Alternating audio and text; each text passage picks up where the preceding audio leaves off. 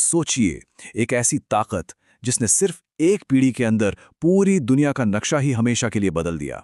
जी हाँ, आज हम बात करने वाले हैं मंगोल आक्रमणों की। इतिहास का वो बवंडर जिसने एशिया से लेकर यूरोप तक की सल्तनतों को हिलाकर रख दिया था। तो सवाल ये उठता है कि क्या मंगोल साम्राज्य वाकई इतिहास में सबसे तेजी से फैलने वाला एम्पायर था? चलिए देखते हैं। उनकी जीत की जो रफ्तार थी ना, वो इतनी अविश्वसनीय थी कि आज भी बड़े बड़े इतिहासकार हैरान रह जाते हैं कि ये हुआ कैसे। देखिए, ये कोई आम साम्राज्य नहीं था।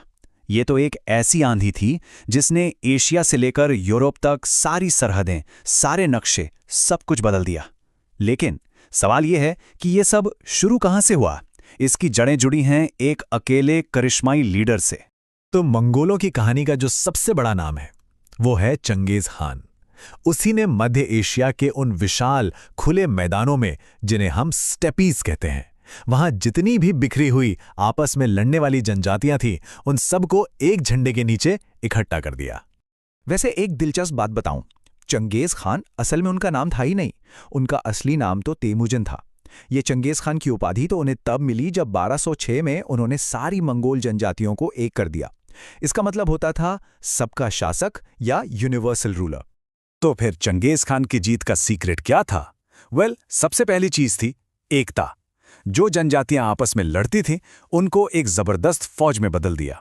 फिर उन्होंने बनाई एक हाईली डिसिप्लिन्ड घुड़सवार सेना जो कहीं भी कभी भी हमला करने को तैयार रहती थी। और उनकी स्ट्रैटेजी बड़ी सिंपल थी, बिजली की रफ्तार से अटैक करो और दुश्मन को सोचने का मौका भी मत दो। बस यही वो फौज थी जिसने पूरी दुनिया को हिलाकर रख दिया। तो जब सारे मंगोल एक हो गए, तब शुरू हुआ दुनिया को जीतने का वो सिलसिला जो शायद इतिहास में पहले कभी नहीं देखा गया था। सीधी सी बात है, ये एक ऐसा साम्राज्य था जो जंग के मैदान में तलवार की नोक पर बना था।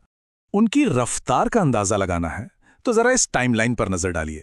1206 में सारी जनजातियां एक हुईं, ठीक है। सिर्फ 9 साल बाद 1215 आते आते उन्होंने चीन के ताकतवर जिन राजवंश को हरा दिया। इसके सिर्फ 5 साल बाद 1220 में फारस का जो विशाल ख्वारिज्म साम्राज्य था उसे नेस्तनाबूद कर दिया। और 1240 तक तो मंगोल फौज रूस को रौंद कर यूरोप के दरवाजे पर दस्तक दे रही थी। सोचिए, यह सब हुआ सिर्फ 35 साल के अंदर। कमाल है ना? तो कुछ ही दशकों में उनका साम्राज्य कहां से कहां तक पहुंच गया था। चीन के मैदानों से लेकर सेंट्रल एशिया के रेगिस्तानों तक, फारस से लेकर रूस के बर्फीले जंगलों तक। यही नहीं, उन्होंने मिडल ईस्ट और ईस्टर्न यूरोप को भी जीत लिया और भारत की सरहदों तक भी आ पहुंचे थे। मतलब उस जमाने की जानी मानी दुनिया का एक बहुत बड़ा हिस्सा अब उनके कब्जे में था। लेकिन एक ऐसी सल्तनत भी थी जो इस आंधी के सामने एक दीवार बनकर खड़ी हो गई।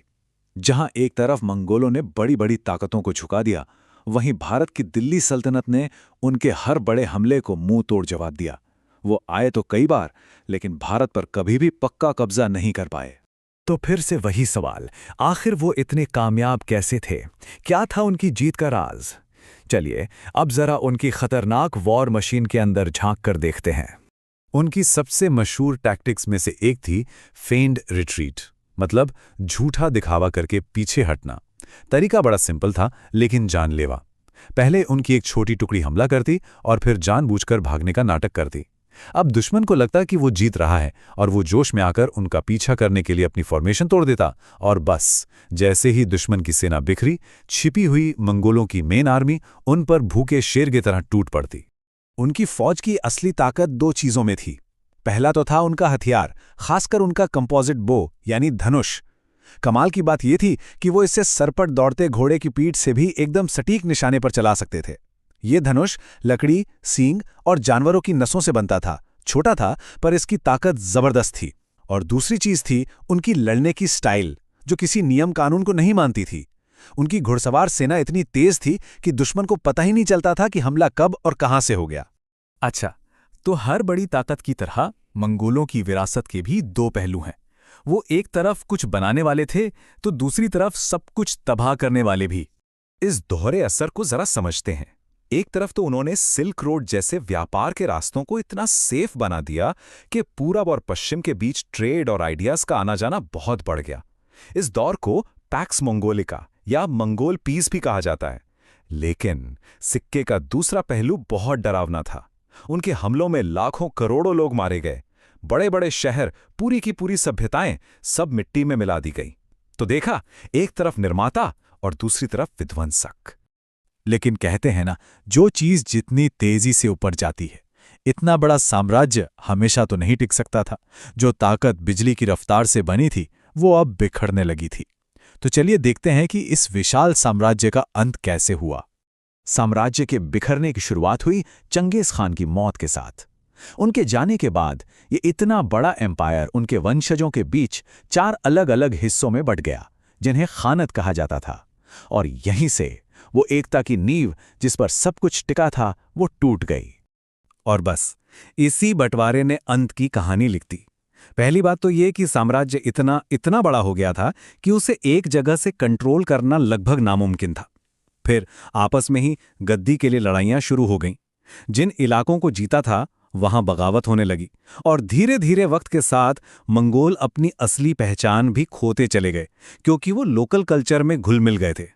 लेकिन भले ही उनका साम्राज्य खत्म हो गया, उनका असर आज भी दुनिया पर है। जैसा कि कहा जाता है, उन्होंने दुनिया का नक्शा और जंग लड़ने के तौर तरीके हमेशा हमेशा के लिए बदल दिए। तो आखिर में हम फिर से उसी सवाल पर आकर खड़े हो जाते हैं कि मंगोल थे कौन? क्या वो महान विजेता थे जिन्होंने दुनिया को एक दूसरे से जोड़ा, या वो क्रूर हमलावर थे जिन्होंने बड़ी बड़ी सभ्यताओं को तबाह कर दिया? शायद सच इन दोनों के बीच में कहीं छिपा है, और ये एक ऐसा सवाल है जिसका जवाब इतिहास आज भी ढूंढ रहा है।